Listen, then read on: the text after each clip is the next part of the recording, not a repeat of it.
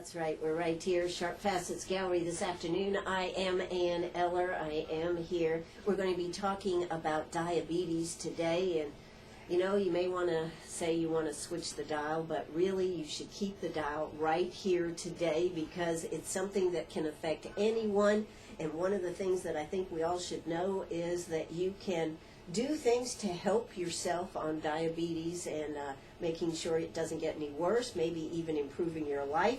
And I think the other thing that we need to know is that we don't know what's happening with healthcare, so we need to take care of ourselves the best we can. So we brought in today Rebecca Wise. She is a registered nurse and a certified diabetes educator. She has been with Self Regional for many years. We'll just say that, Rebecca. Okay? And she knows a whole lot about educating, and with their new express bus that they have to go out into the country in different areas, there's a lot of good things that can happen there, and we're going to be talking about all that. We're also here with Cheryl Scurry. She is with the vascular program. She works to make sure everybody knows how everything works together. And, you know, just like so many things, one thing leads to another if you don't coordinate them all together. So we're hoping that during Diabetes Month, which is November, that we can give out some good information and help everybody get checked if you think you have some of the symptoms and make sure that you're on a healthy path. So, Rebecca, how are you doing today? I'm just fine, Ann. It's good to have you here. Thank you. You know, you've been dealing with diabetes. What made you get into the diabetes education part of it? Why did you decide that?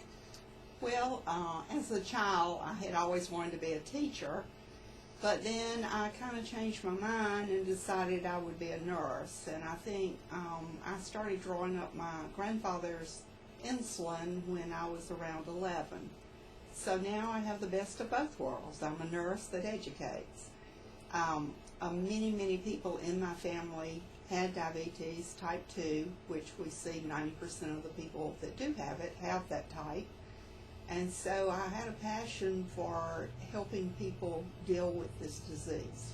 Do you have diabetes? I do. You do? So that's something that you're constantly thinking about how to make sure that everybody has the information out there. Right. So, and just out of curiosity, how long have you had diabetes? Well, I actually knew that I was at risk because of everyone in my family, grandparents on both sides, my mother, her brothers and sisters, all having it, that I was at higher risk. So I actually asked my doctor about going on a medication about 8 years ago, even though my blood sugar was still normal at the time. And, you know, I have been able to keep my A1C, which is like a 3-month average, right at 6. So either I'm still pre-diabetic or just the medicine has kept me under very well control. Well, that's terrific. And, you know, I think in today's world, it's not the same as it was when your grandfather had diabetes, is it? No, there were actually only 2 insulins available and 2 oral medicines, and now there's an abundance and getting new ones each day, 5 to 6 different classes of oral medication. That makes it tough, doesn't it, for nurses and doctors to keep up with all this? It does, but they all work a little differently, and so sometimes it's identifying where the biggest problem is and matching the medication to the person and what they can tolerate. Now, Cheryl, you work with the vascular part of this, and you know, you were telling me before we went on the air that's a very big correlation between heart disease and heart issues and vascular issues and diabetes. How does that come together? Well, we look at risk factors for heart disease, and diabetes is one of the risk factors. Diabetes affects the blood vessels, and you're at 2 to 4 times at a higher risk for having a heart attack, heart disease, or stroke if you have diabetes. So there's a direct correlation with diabetes and heart disease or stroke. And I believe one of the things you were telling me before we went on the air that a person could actually be having a heart attack and because of nerve damage would not know it. Yes, it's called a silent heart attack. We have that happen frequently. Someone that has diabetes actually presents to us and have already had a heart attack, and they didn't have the chest pain that the normal person would have because diabetes causes nerve damage, and they didn't feel it.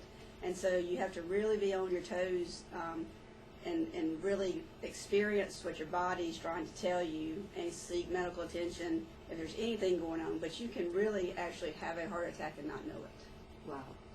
And actually women aren't they more likely to have a heart attack and not realize it is a heart attack? Is that right, Yes, Cheryl? it is. Yeah. So that's a double whammy for women. But Rebecca, what are some of the things that, when we're talking about diabetes, it is a big risk factor here in South Carolina? Why does South Carolina appear to have more diabetes, or does have more diabetes in its population? Well, we do know that it's hereditary, so if you have enough of your family members that have lived here, and we know that with our lack of exercise and our diets high in fat, that causes a person to gain weight, and then if they already are hereditary, they're more likely to develop those things. It's not eating sugar, it's just mainly being overweight and not getting enough exercise. Yeah, you know, when we think back to South Carolina being a farming community, and how hard people worked out on the farm, and then they came home and they had that big, maybe fatty dinner and everything, but they worked it off, didn't Right. they? Right. And now we still like those good home cooked meals when we can get them, or eat them in restaurants or whatever, and yet we're not getting the same type of exercise, are we? No. Unfortunately, our children are now tied to phones and iPads and iPods, and I don't even know some of the technical names, but they're not outside exercising as we once did. And, you know, maybe part of that is parents may not feel safe that their children are out playing. Well, the statistic that came out today, or yesterday I guess it was, they were talking about that the children today cannot run a mile as fast as their parents could at that age. Mm-hmm. That's frightening, isn't it, Cheryl? Yeah, it really is. With the heart department that I work in, you know, exercise is one of the main benefits that can reduce your risk for heart disease. And if you don't start as a child learning how to exercise and take care of yourself, it feeds into adulthood. And I was reading something today. It talks about, you know, sometimes we think that we really have to just work out really hard, and people don't have time for that, and they're not going to do it, and they say, well, I'm just not going to do anything. But walking 30 minutes a day, every day, is just as good as running 3 times a week. So, you know, for the people who don't, you know, running's not always the best option, but walking is one of the best things that we can do for ourselves. We get fresh air, we exercise, we lose weight. It lowers all of our risk factors. It can lower your blood pressure, cholesterol levels can come down, your sugar levels get better. It's a win-win to walk. Sure, and I think I've actually read that you don't have to do 30 minutes of continuous. If you did a 15-minute walk in the morning and a 15-minute walk at night, like when you're walking the dog, hello, that adds up too. Yeah, any type of, really, we even say any type of physical activity. If it's really bad weather and you don't want to get out, one of our heart nurses, she always says, in between commercials, when you're home watching TV, when there's a commercial on, Don't go to the refrigerator? Don't go to the refrigerator, march in place, and get the heart rate up. And then sit back, watch your show. When the next commercial comes on, do it again. Any type of physical activity is better than none. And what effect does the physical activity, Rebecca, have on diabetes? For one thing, it helps your insulin work better. It increases your insulin sensitivity. Most people with type 2 diabetes are known to have insulin resistance. That means that they may still make enough insulin, but it's just not working at the cell level to let the glucose come out of the blood and go into the cells. And so we know that exercise can increase that sensitivity at the cell sites to allow the glucose to enter that. Some other things, we know that it can help with weight loss, and now they recommend it. It used to be 10% weight loss if you were overweight. They now even say a 7% reduction can be beneficial. So it helps use up your glucose. It also helps it work, your insulin to work better at the cell level. So a lot of good things. Well, I even think, and I'll just do this from a personal, I think just getting out and walking, I go out and walk around the building, it's just, it relieves the stress of work or stress if you're concerned about something. Just breathing, deep breathing helps when you're out moving around.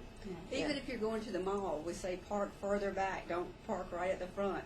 You know, that little bit of extra walk into the mall is helpful. Every little bit that you can add into helps. But what do you say to the people that say, it's just a few more steps, what does it matter? Cheryl, come on now, what does it really matter for me to walk a few steps? I'm tired, it's the end of the day, I gotta go to the mall. I would tell them those few steps could save your life. Yeah. Because they really could. Yeah, another thing that the exercise does, it's not only that it helps the blood sugar to stay under control that day, it's a longer lasting, so that it helps several days. So any little bit can be beneficial. Absolutely. Well, we are here with Rebecca Wise. She is a certified diabetes educator and an RN at Self Regional. We're also here with Cheryl Scurry. She's with the vascular program. We're going to hear a quick word from our sponsors, and we'll be right back. Oh, that's right. We're right back here, Sharp Facets Gallery. I'm Ann Eller, and today we're talking about diabetes. November is Diabetes Month. Last week was World Diabetes Day. That was a big event that y'all had in Uptown Greenwood, wasn't it, Rebecca? It was. I had a lot of volunteers to help put that together. The World Diabetes came together as part of the International Federation of Diabetes, and that was due to just an overwhelming increase in the prevalence of diabetes. And this year, our theme was diabetes awareness and prevention. So that's what we were trying to do in Uptown Greenwood. We had our mayor to read the proclamation making it World Diabetes Day for Greenwood. Some other things that we did, we had the people that came that didn't know if they were at risk to take the American Diabetes Association paper at risk form, and then if they proved to be at risk, we also did an A1C, which is a machine that can show your average glucose for the last 3 months. And then if we found that they were above average, then we would, ask them to please refer back to their physician for further testing. Okay. So, well, maybe we ought to talk a little bit about the testing. One of the things you were telling me, Rebecca, before we came on the air, that some of the ways that they find out that somebody might have diabetes, such as vision, going to the ophthalmologist. Why don't you talk about some of the ways that you find out that you may have diabetes or be at higher risk for it? Okay. Well, first, those at risk are those as we get older, usually over 45 for type 2. If you have a mother, daddy, grandparent, sister, or brother that has had diabetes in the past, that increases your risk. If you had it during pregnancy, so if it was a gestational diabetes, you're at higher risk of developing type 2 later in life. For those that are minorities, African American and Hispanics are a much higher risk of developing type 2. As far as, well, how will I know if I have it? If you find that you're going to urinate more, especially at night, if you just can't quench your thirst, if you have a dry mouth constantly, blurred vision, sores that don't heal as well, it can be a tingling in your feet, it can be a weight loss sometimes. This is more found in type 1, but in type 2, sometimes the weight loss is, especially if you're truly out of control when it is found. As far as other symptoms, it can be increase in urinary tract infections or vaginitis for the women. That's why a lot of times our GYN doctors are the ones that actually make the diagnosis. Sometimes the blurred vision, which is just the lens of the eyes, are swollen with excess glucose. They can't see as well, so they go to the ophthalmologist, and they're the ones that think that, there's blood sugar reasons to send them back to their primary doctor. So those are your risk factors, and those are some of the things to help if you've had those type of things. We also see it in males, and they'll start having impotence. Those are all signs that the sugar is becoming high. And so really need to pay attention to your bodies. We also, especially our minorities, our African Americans and our Spanish-speaking people, if they see a dark ridge behind the back of their neck or under their arms, this is a term called acanthosis nigricans. And what Would you like to say that again? It's actually a patch of just a real fibrous dark tissue. And it really means that the body's making a lot of insulin that may not be working as it needs to. So any of those are just little clues to tune us in to maybe we need to have our sugars checked. Now, how about Cheryl, from your standpoint, where do you see symptoms that crop up? Well, what we look for when we're looking for someone with heart disease or stroke risk factors is, are they diabetic? Have they been diagnosed with diabetes? And if not, do they have high cholesterol, high blood pressure? Weight is an issue that causes, makes you at a higher risk for heart disease, and your lack of exercise. So with diabetes, what we know is that it causes the blood vessels and the blood to act differently, and that risk factor leads to heart disease, clogging of the arteries, not always a heart attack, but you can have heart disease because of diabetes. So what we try to do is kind of come behind Rebecca. She's found that you have diabetes. Now we want to educate you on what this puts you at risk for with heart, stroke, and vascular disease. It affects all three. Diabetes is it's just one of those diseases that it's not just I need to take my sugar pill or I need to take my shot. It's I need to find out what other risk factors I have, and am I at a high risk for a heart attack or a stroke, and try to make those lifestyle changes also. Right. Now, what is the difference between type 2, type 1? I mean, we're talking about this like we all know what it is. What is the difference, Rebecca? Type 1 is actually an autoimmune disease. It comes on very quickly. It used to be called juvenile because we found it mostly in younger children, but they no longer call it that because we can have 80-year-olds that show up with type 1.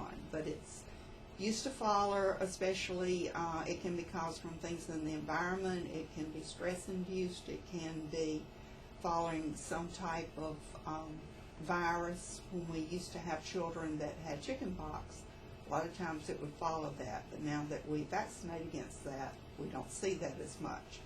But this is where the body just actually starts attacking its own body, and the body quits making insulin.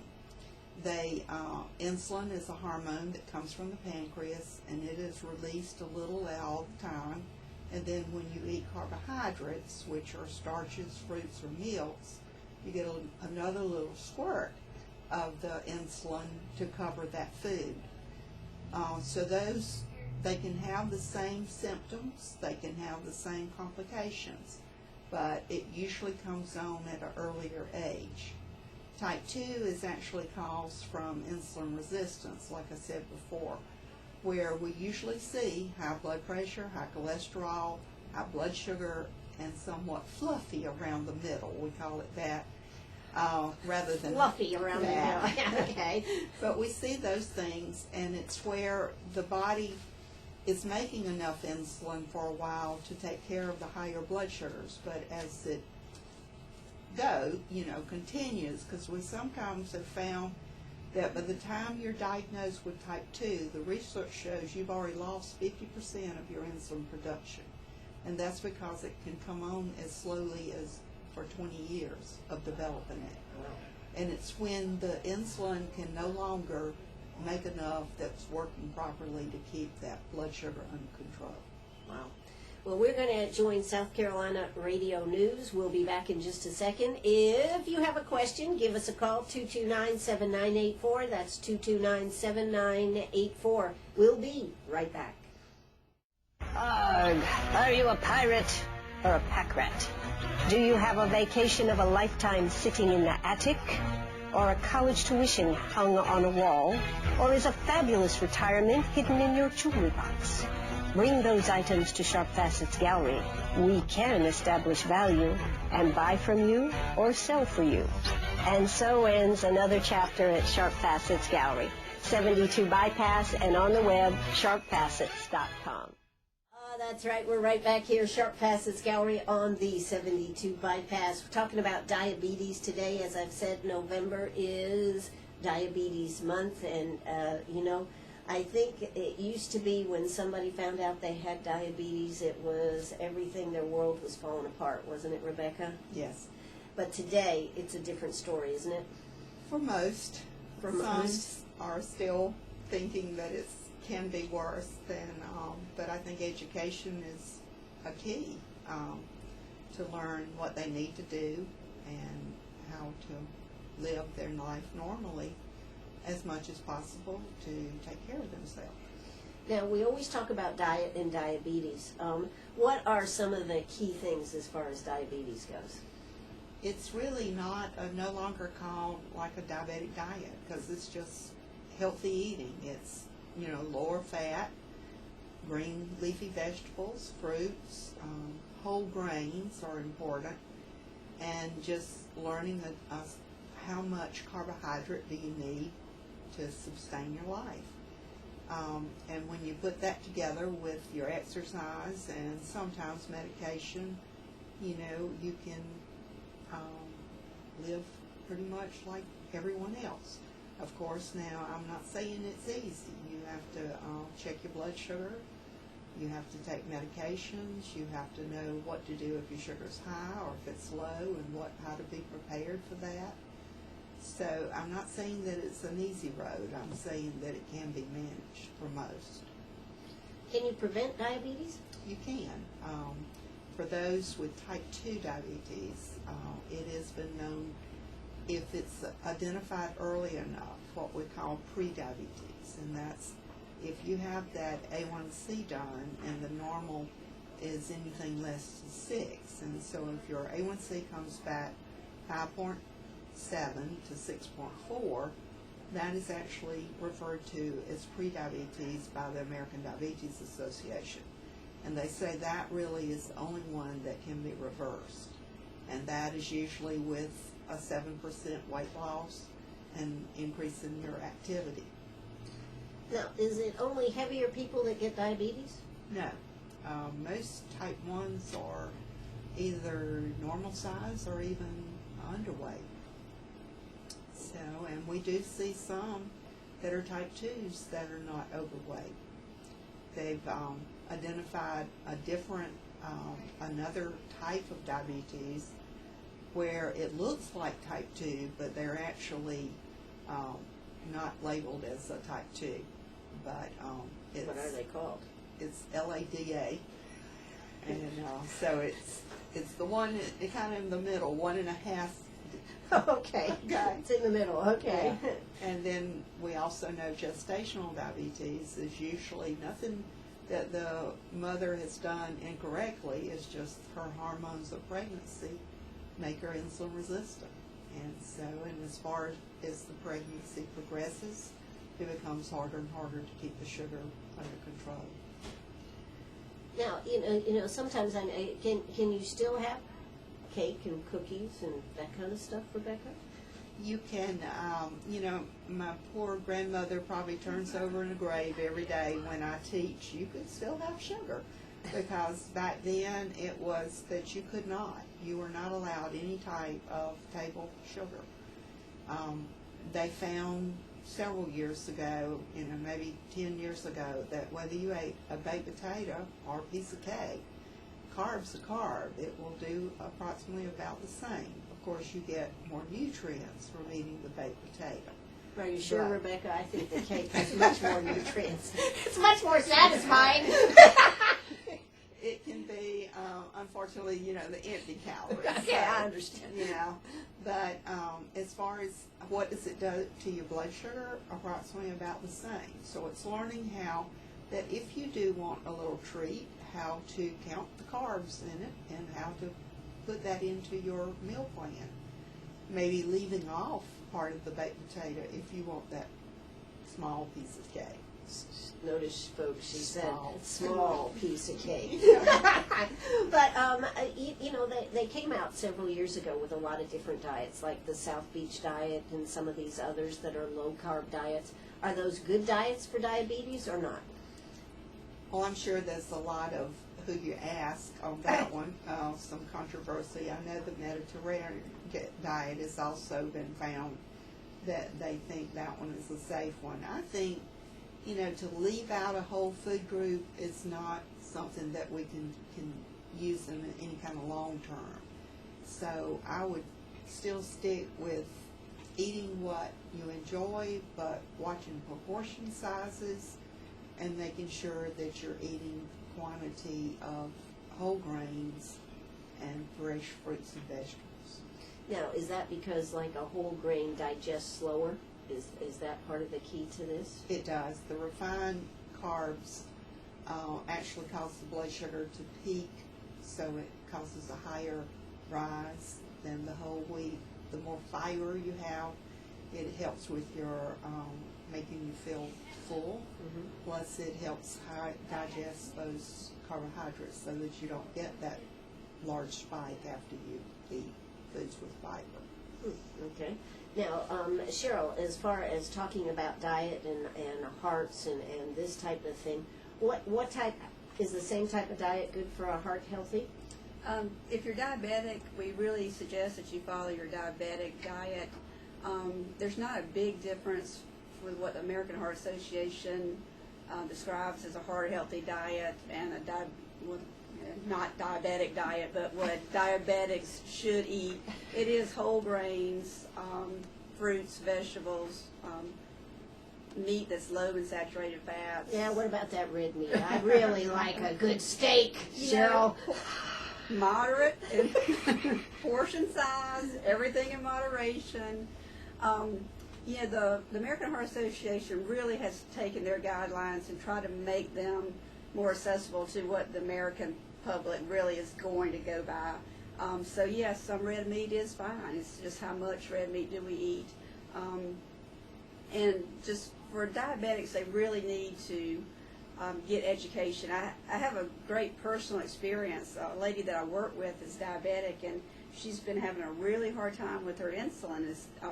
Her numbers have been really high, and she didn't want to go on insulin. She's been taking medication, and her doctor was wanting to put her on insulin, and she didn't want to, so I suggested maybe you need to get some diabetic education. Maybe you're not eating the right thing. And Sure. She went to Rebecca, and in turn she has decided through her doctor and talking with Rebecca that she needs to go on insulin, that she's fighting what her body needs, and that she's really hurting a lot of her internal organs. Her kidneys are functioning properly. She could be hurting her heart, her vascular system. So that education has helped her to make a decision that she adamantly was against a week ago. So yeah, the diet is, learning what is the right thing to eat for a diabetic, I think, is one of the most important things. It really is, because it's so confusing. Sure. But if you follow, that diet where they make it pretty simple, that's also going to be a heart healthy diet also. Okay. And, that brings up another question, Rebecca. Going on insulin, I think a lot of people have that same philosophy. Oh, I don't want to go on insulin. I'll do this. I'll do that. What's the answer? They've improved how the insulins work so much. Some of the older insulins, like my grandfather was on, they were not stable, meaning that they could work the best today at 6 hours and maybe not work the best tomorrow for 10 hours. So you would get these variations in your blood sugar even if you did the exact same thing. Some of the newer medicines now you take once a day and they last around the clock to cover what we call like our baseline. And it's similar to the way our bodies produce insulin when we don't have problems with diabetes, in that you get that little bit all the time. And then some people are on mealtime insulin, so that is a rapid-acting insulin that just covers for the food and also correcting the blood sugar at a mealtime. So there's a lot of different kinds on the market now. There's ways to give it differently. You still use the vial and syringe. They've made the insulin pens, which are very easy. You screw on a needle and dial up the dose and give it. You can even carry it in your billfold. I mean, not billfold, but pocketbook. Sure. Then we have some that are on insulin pumps, and that also mimics your pancreas in that you get a basal rate of insulin all the time automatically. And then all pumps now are called smart pumps. They do the math for you. Just like the a smartphone, phone. yep. And so they've made it very easy for the patient. A lot of people, they use a meter. When they check it, it automatically goes to the pump, and then we figured out how much insulin do they need to cover 15 grams of carbs, and how much insulin do they need to correct their blood sugar back to 100. And they punch a little button and they get their insulin that way. So technology has improved tremendously, the insulins, the medications, and also the way that we have different ways of giving it. Sure, and I think even the meters now, I know that they've gotten so, just a pinprick, you can't even hardly tell, and it draws the right amount of blood. Like I said, I have been doing this for a while. I actually started the program back in '87 at the hospital. The first meter I saw was over $1,000. Wow. And it took about 30 minutes to do a procedure. So now they take 5 seconds and a very small drop of blood, and most of the Lancing devices now, you hardly feel that you're, Getting a prick. Well, hey, we are here, we're talking about diabetes today. Great information here from Rebecca Wise and from Cheryl Scurry. So let's hear a quick word from our sponsors. Don't you go away. If anybody's got a question, don't hesitate to pick up that phone, 229-7984. That's 229-7984. That's right. We're right back here at Sharp Facets doing the show I do every day. Meet me at the diner. We have had Rebecca Wise, who is a registered nurse and certified diabetes educator. She has a wealth of information. And Rebecca, if somebody wanted to call you or find out more, how do they go about doing that? Well, our office is located at 1226 Spring Street. It's right across the street from the hospital, next to what used to be the old Blood Connection. And so we're there Monday through Friday from 8:30 to 5. If you want to call in, our number is 725-5007. And that's straight into one of our office phones. Would like everyone to know that if your doctor refers you, it does require that a doctor have a referral to see us. We are American Association Diabetes Educator accredited program, and what that means to you is that most insurances will cover partially for diabetes education. It is also a Medicare, Medicaid covered benefit, and if you've never had diabetes education and you have Medicare, they will allow 10 hours that first year and 3 hours to see a dietitian, and then 2 years of each every year after that. So if we don't use those benefits, I'm sure our government will decide we don't need those. So be sure and use your benefit. We also offer free community classes, and these are held on the second Thursday of every month at 10 a.m. and also at 6 p.m. And it's about a particular subject, and we have 4 people staffed in our office, so we take turns on who's speaking that day. These are held in the Optimum Life Center. They are advertised in the Index Journal. We also have just If you started. let me know, I'll go ahead and put that out for you too. Oh, great. Okay. Thank all you, right, Ann. yeah. We've also started a Sit and Be Fit. A lot of our patients, having had neuropathy, the nerve condition that diabetes can cause, had difficulty in walking and doing those type of exercises. So we started a class. It's on the third Thursday of every month at 3 o'clock, and all these classes are available in the Optimum Life Center across from the emergency room. But that is where we teach you how to sit in a chair and do exercises. So there's not many excuses why we can't do those. We also have a camp for children on the 1 week out of June, usually in June, and we now hold those at the YMCA. It's a very reasonably priced. This last year was our 20th. It's for children with diabetes ages 6 to 19. You can just give me a call if I don't know your child. Be glad to send out an application.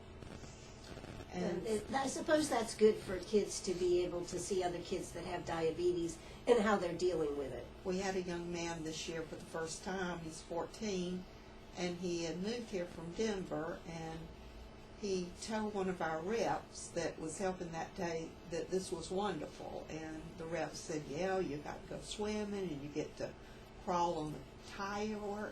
And he said, no, being with all these other children with diabetes. So, yes, it means a lot to them. Sure, how they deal with it, how they structure their lives, and I'm sure kids are giving kids other tips on how to deal with this too. Right. Yeah. So these are good things, but you just need to get off your duff and do something about it, right? Right. Yeah. I think that's the first step. That really is the first step for just about anything, isn't it? Right. You know, whether you think you need to lose 5 or 10 pounds, or whether you need to quit smoking, which I understand. I didn't even realize this. Tomorrow is the smoke out. Great American Smokeout is tomorrow, so we want you to throw those cigarettes in the trash can tomorrow and start a new healthy lifestyle. And what is the effect with smoking and vascular disease and everything? Smoking takes a tremendous toll on the heart and the vascular system. The heart and the arteries that lead to the brain, to the legs, the arms, they're all affected. Smoking constricts the vessels. Plaque builds up inside those arteries, and that's where you get stroke, heart attacks. Peripheral artery disease is when you can lose a leg to amputation because of the lack of blood flow.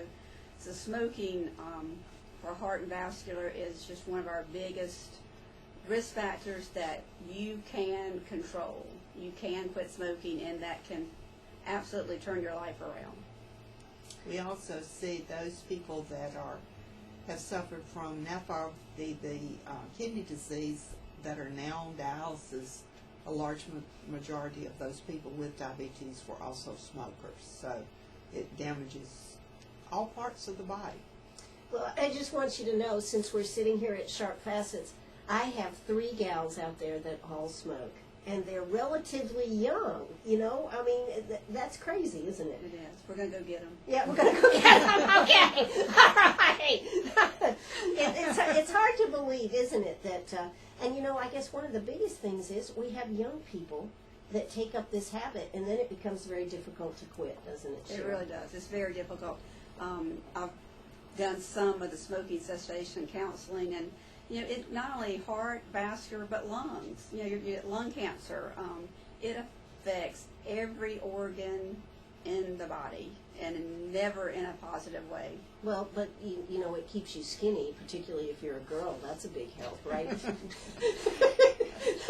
Cheryl, I'm being facetious here. I'm not going to say what I was thinking.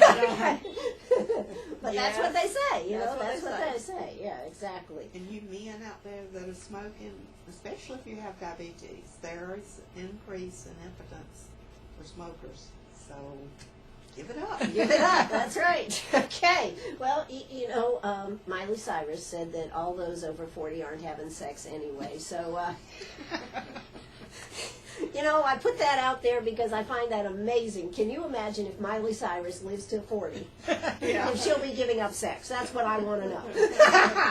Well, listen, you know, this has been a great conversation about diabetes, and there are so many ways to help yourself. It doesn't have to be a death sentence. It doesn't have to be an end of living your life, what you like or what you want out of life. It's just learning how to live a healthy lifestyle. Am I right on that, Rebecca? That's right. So why not do something about it? This is National Diabetes Month. What should somebody do if they've listened to this and they go, you know, God, I've heard this, I've heard that. What should they do, Rebecca? Just talk to your doctor, call us. We'll be glad to talk with you. Just get it checked. Get it checked and get on with life. I mean, you know, we only have so much, and like we said, you know, you got to take care of yourself these days. You don't want to be leaving it to somebody else. Take care of yourself. Cheryl Scurry, thanks so much from the vascular program coming out and talking to us today. Thank you for having me. Absolutely, this was fun. And Rebecca, thank you for coming out today and educating us some more on diabetes. I enjoyed it, Ann. Thank you for asking. Absolutely. You know, we are right here at WCRS. You know, if you want more information, you can call the office over there where Rebecca is, 725-5007. That's 725-5007. The hospital works to help you, and like you said, Rebecca, there's a lot of free things that you can get involved in, but also if you're on Medicare or a lot of insurance programs will work with you with some of the health education programs that are out there. Right.